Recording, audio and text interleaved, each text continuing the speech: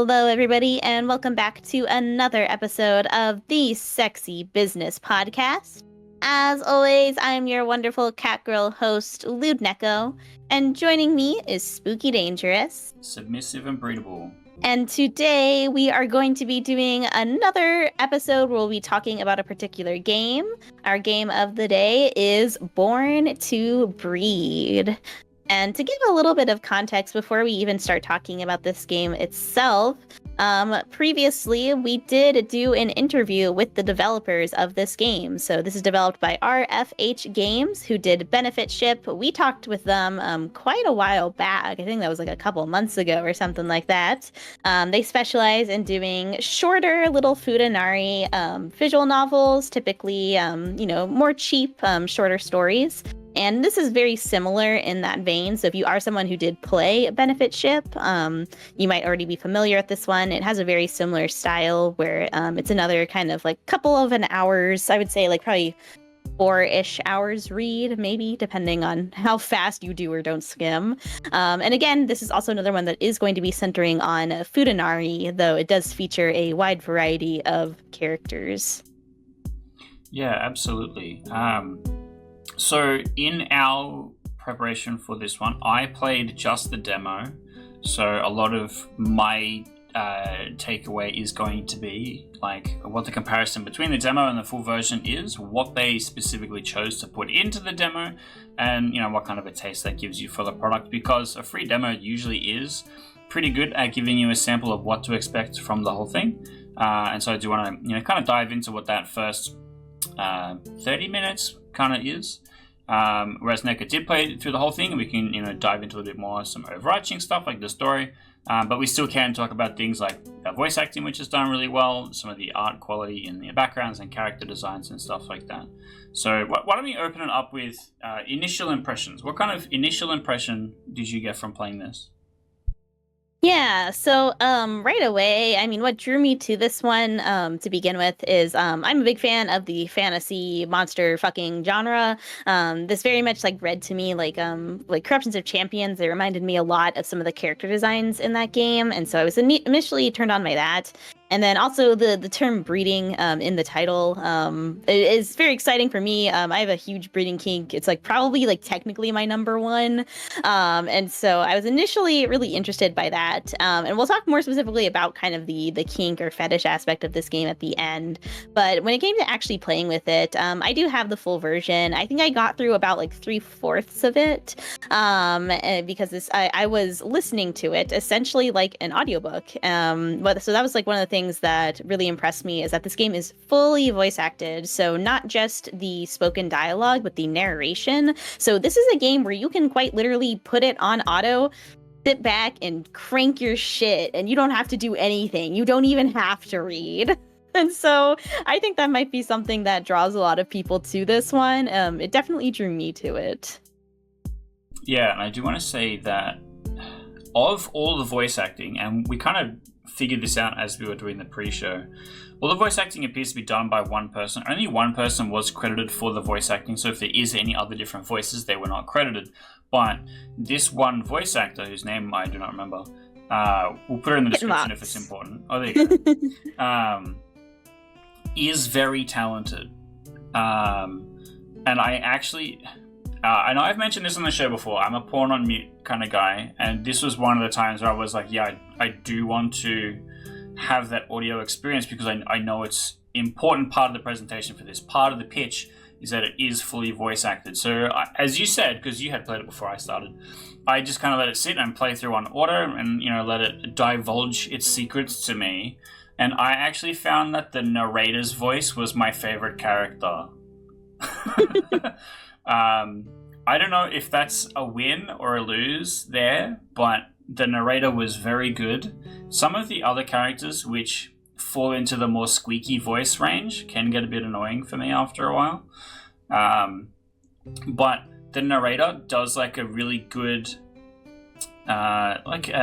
even tempo and very neutral kind of sounding, which is leaning more towards an ASMR kind of vibe. A little bit like the Baldur's Gate 3 narrator, who is just really chill the whole time, no matter what's going on. was, kind of the vibe that they presented. But let's talk about some story beats, because there's a lot in the game that I'm yet to learn about, having only played the demo. As for the first 30 minutes, the story beats are vague. You open into a scene with a character in it that's never acknowledged, and then the main character, Sophie, just kind of appears. She's like, hello, I'm the main character. And then she wanders into a forest and encounters a plant, and then has sex with the plant. I'm unsure specifically how to describe the sex with the plant, and it is a little odd, but the point, I think, is to convey that the main character has this unrelenting need to release the seed. I can relate. Penis havers, am I right?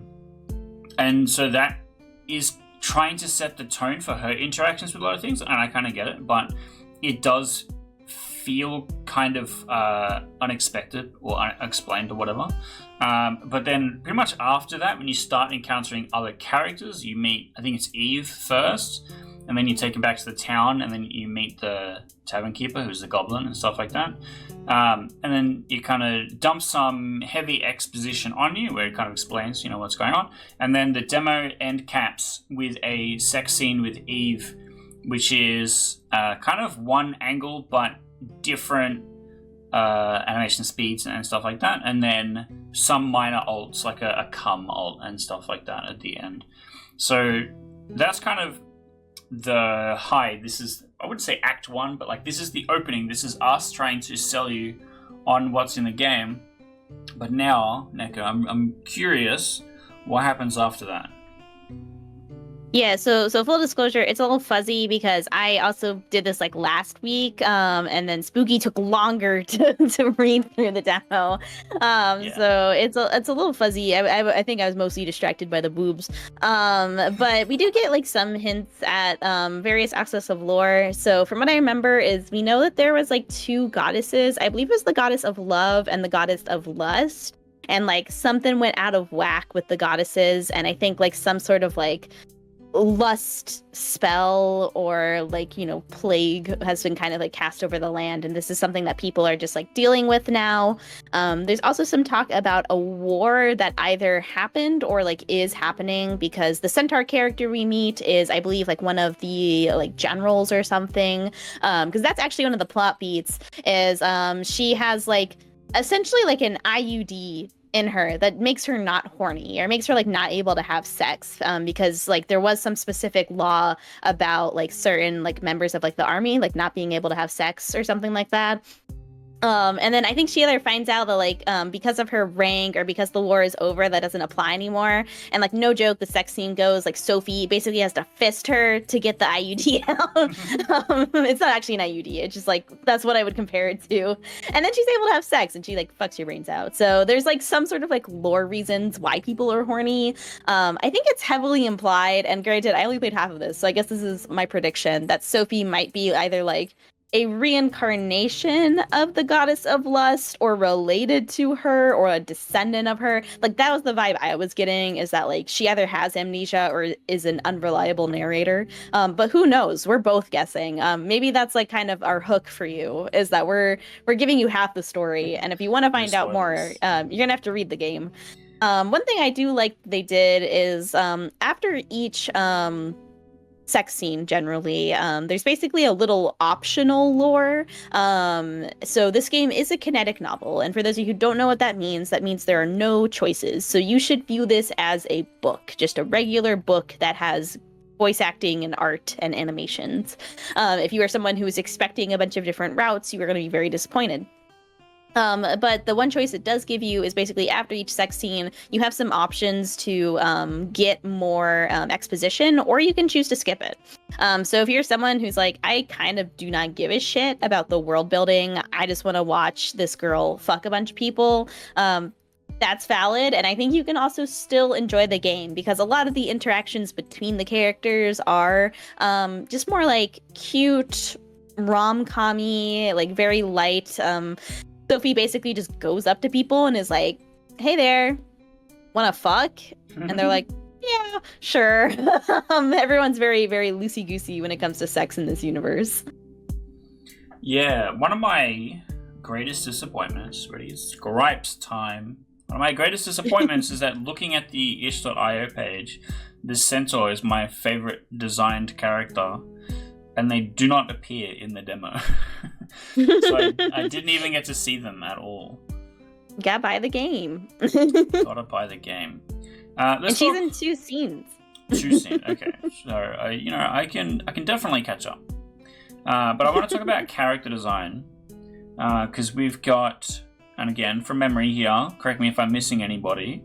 We've got Sophie, the main character. We've got our goblin. We've got our wolf girl. We've got our centaur, and then I know there's one other one that I also didn't get to see.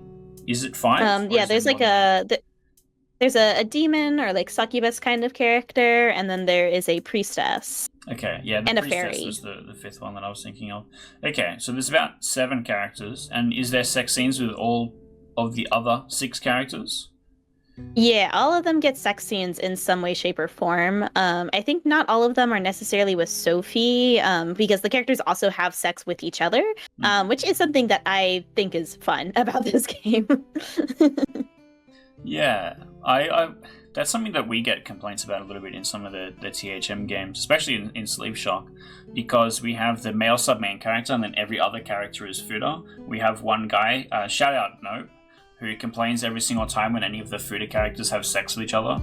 And so it's interesting from the standpoint of having to write a narrative when you are either forced to have all of the interactions come through the main character, or you can have organic interactions with the other characters so that the other characters can be developed outside of what the main character is doing, which is my preference. I like seeing other goofy interactive stuff like that, because I also appreciate it's not like a firmly monogamous game. Like everything is a goofy sex thing. Why would you only be limited to seeing like one person interact with you at a time?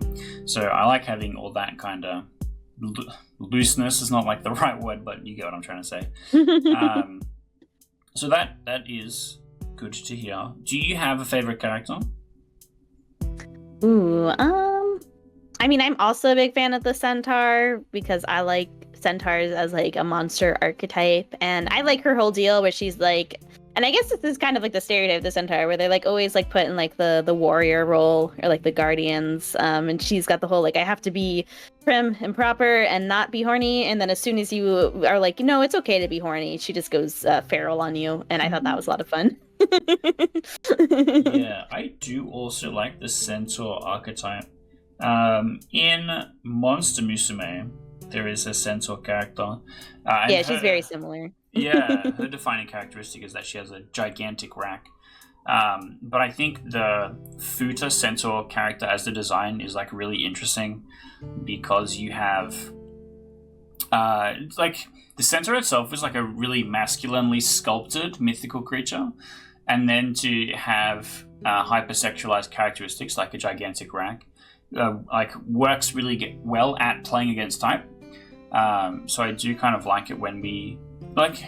I feel like this game does get to play around with some not like a classic kind of mythos things like the centaur, but then also Evis is kind of like a more modern furry design. So I think here is a good point to talk about the artist. And we made this joke last time when we had RFH games on the show. No one knows how to pronounce the name, but it's Sulkete, I think. It's my guess. Who is very accomplished, has a pretty big following on Twitter, and does kind of have this signature style that you can easily catch across all the different characters in this game.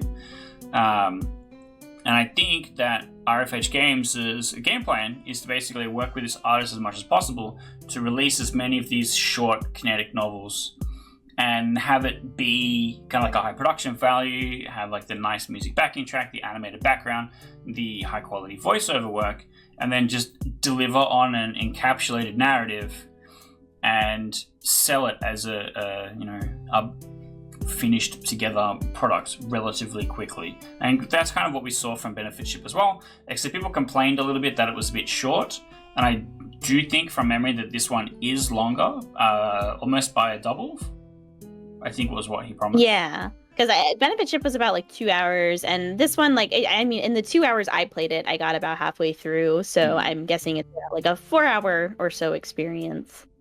Yeah. So it seems like the design goals is a bit different from what like a lot of other stuff we see in the space. It's very different from THM, where we're on more like a Genshin Impact fucking live service model, where we're trying to give players content and stuff constantly to keep them on the Ferris wheel, so to say. Whereas this is much more trying to get full completed products to build a fan base and, you know, sell that they have the ability to make this high quality product, which I do think is interesting, and it does appear to be going very well for them so far. Yeah, and this particular artist, so Norfidia, hopefully I'm saying that correctly, is the one who did the art. And I think they were a very good choice. Just taking a cursory scroll through their Twitter, pretty much their thing is Futanari, monsters, and like big old cocks. And this game has all of that. And I think their character designs were all really well done. Like, each character looks unique. And even though some of these characters are playing on archetypes, like the, you know, priestess elf, or the sort of like prim and proper centaur, the like, you know, horny-ish looking demon, the you know, spunky short stack goblin, stuff like that, they all still have things that make them unique, and make them like really fun. Like, I like that the centaur has her hair in a little ponytail with a cute little bow. It's like a very subtle detail that adds like some femininity to her. And then like their furry type characters, she's kind of like they had a name for what particular species she is. It's like a made up species, but she's kind of based off of like a rabbit or a bunny, I would say. And she's like got like blue fur and purple hair, which is pretty interesting. So she's sort of got those like unnatural colors. And altogether, like, all these characters are, you know, very unique. They have different kinds of body types, so it's not all, you know, massive J-cup tits. You got sort of some variety as far as body types go. And that was something else I liked is, this is a very particular detail, but Sophie actually does not have like a huge cock. She has huge balls, Yeah, but she has an average size cock. I did want to talk about the fat nuts. And I mean, I thought that was kind of a cool character choice. I mean, it makes sense. It's kind of like the idea of like, oh, she's so horny all the time. She's got so much cum in her balls because that's how nature works. But I thought it was kind of refreshing because, you know, as much as I love a big old schlong, it does get kind of tiresome in the Futanari scene when every single Futanari has a 16-inch cock, and it just gets a little boring after a while. It's like, oh, okay. Yeah, she's got a horse cock. Yeah, it's got, you know, so many veins on it. So I kind of liked that Sophie has like a regular sized cock. And you still get the big cocks out of this game because she's not the only Futanari character, you know. You have the centaur, and then the demon also has a cock. So I like that there was also like dick diversity. I think there should be more of that in hentai. Yeah, absolutely. I mean, THM definitely falls into a problem where a lot of our characters fit a particular silhouette. A lot of that is because we poll our patrons and ask, you know, what kind of things that they like in a character, and often that aggressively hypersexual archetype of the, you know, dick long enough that it goes past the knee, the bust long enough that you wouldn't be able to stand upright with a regular spine, is usually those kind of requests.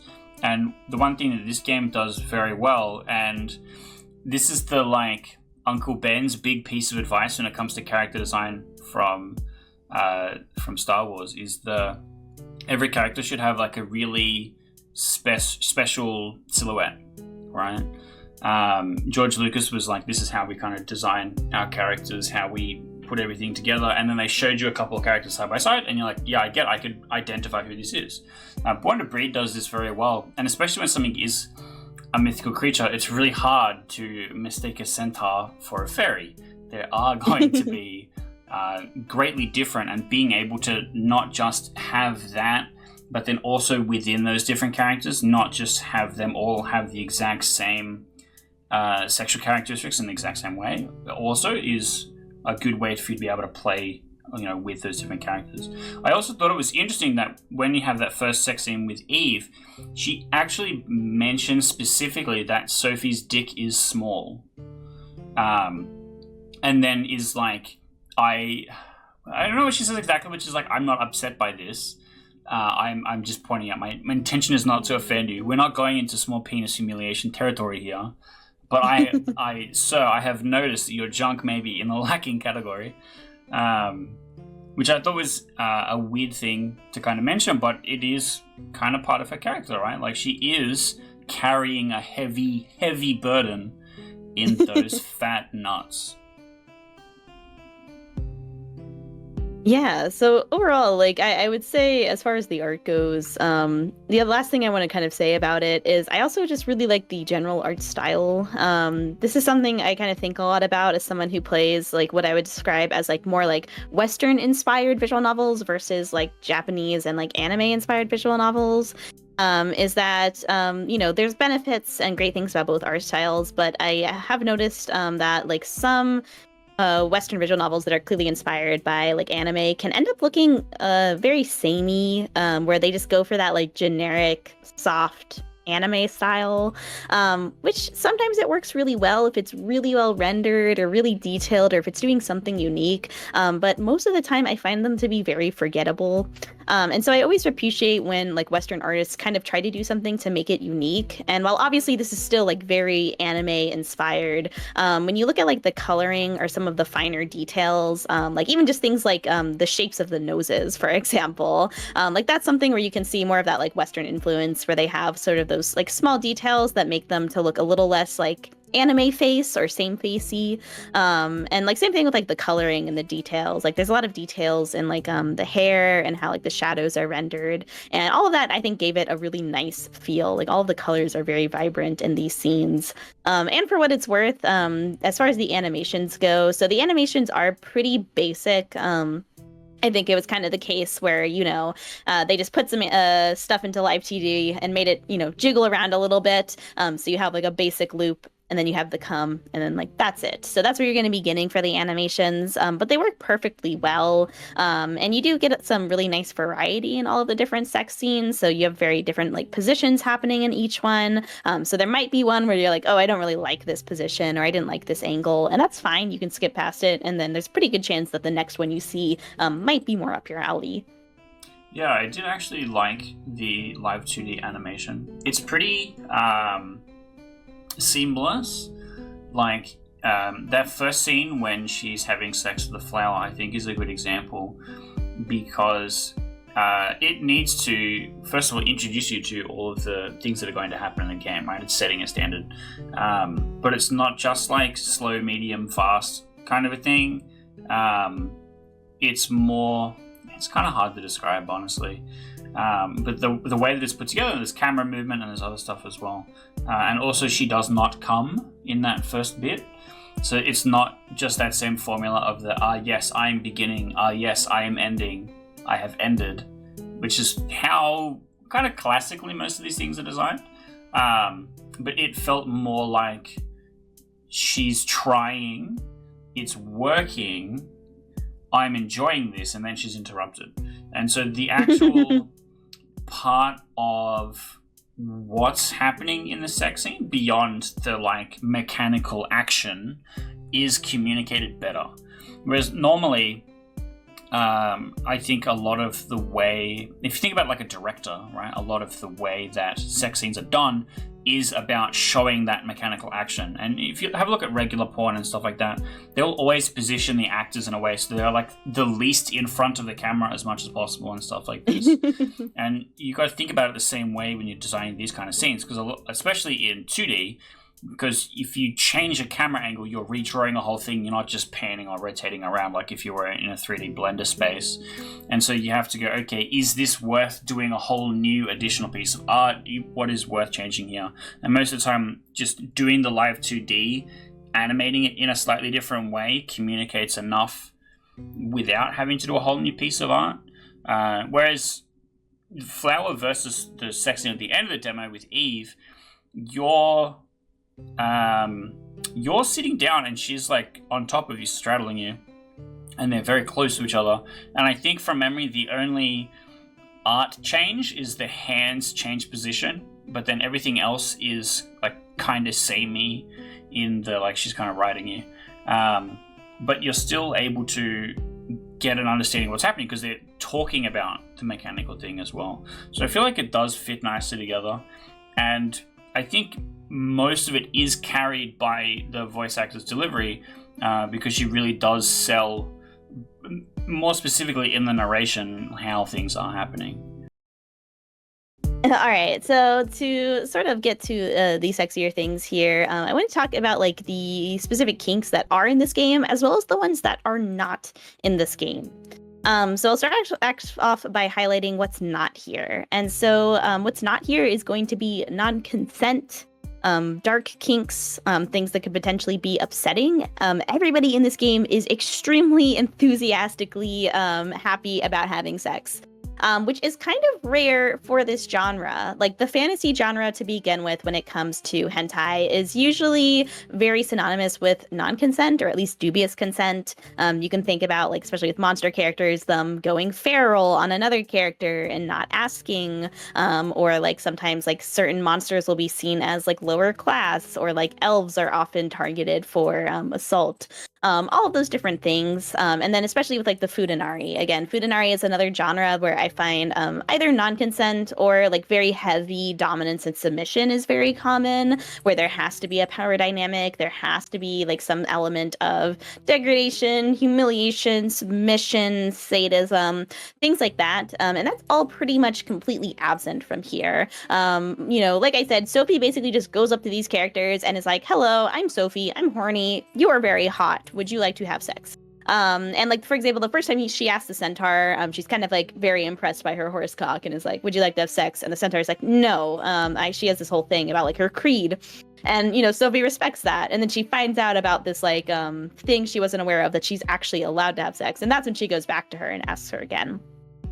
Or like, for example, when you ask the goblin, literally you're just like, I'm horny, sex please. And she's like, hell yeah, I could get laid. So if you are someone who's like really, you're looking for like wholesome hentai, you really like more of like the consensual stuff, I think this is really up your alley. And I think this is something that RFH does really well, because it was sort of the same thing with Benefit Ship, where Benefit Ship, although it involved Fudanari characters, was very grounded. It's pretty wholesome, consensual, like the characters feel like people. It's not like super hardcore or anything like that.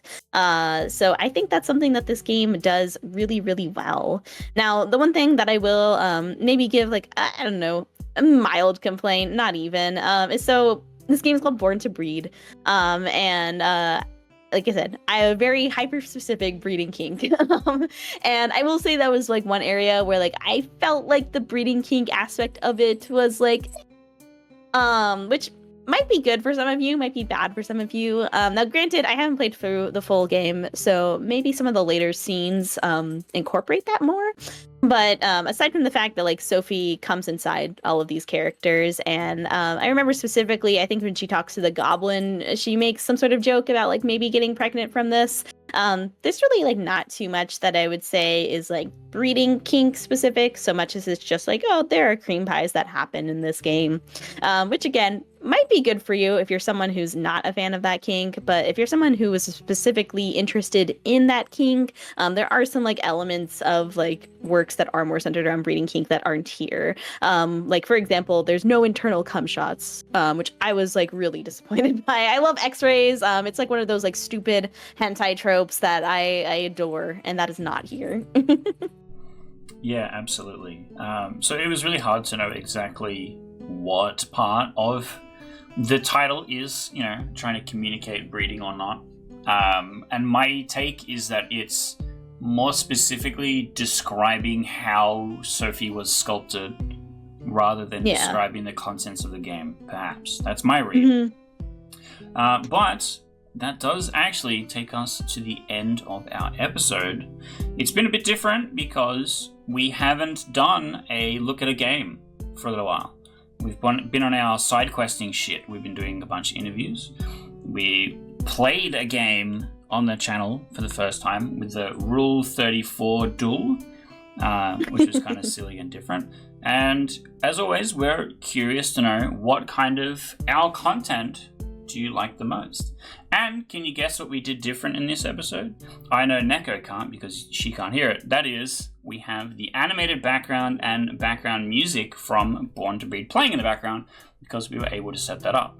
And so we're always curious about what kind of mechanical things that we are doing with the show that interest people, because feedback is not only good for us to be able to create a show that you like, but also the YouTube algorithm loves discourse. So if you are in there putting little comments, even if it's angry, hateful stuff, YouTube loves that shit. And they will then, reward us by showing it to more people who can also write hateful, angry stuff. But no, you loyal viewer who have been watching for 31 minutes, 11 seconds, love our show. And because you love our show and you watch the whole thing end to end, you didn't look for any other routes, you just let the narrator read through the whole story for you while you were jerking your shit. And I respect that. But that means that it's time for you to click the subscribe button. You got to click the like button. You got to click the bell for notifications. Finally, it's tasks time, and I'm giving you tasks to do because the last one is also going down and writing a comment. Because we are curious to know, is this the kind of game that you would like to play? Is, this category of thing. Are you a Fuda-obsessed fan like most of the THM fans? Or is there another different kind of game that you wish we would have a look at and wish that we would come and play? Because we are always looking for stuff. We are always trying to figure out what cool thing the episode next may contain, whether that is your favorite game creator, your favorite illustrator, or more. All of that here, coming soon on the Sexy Business Podcast. Bye bye.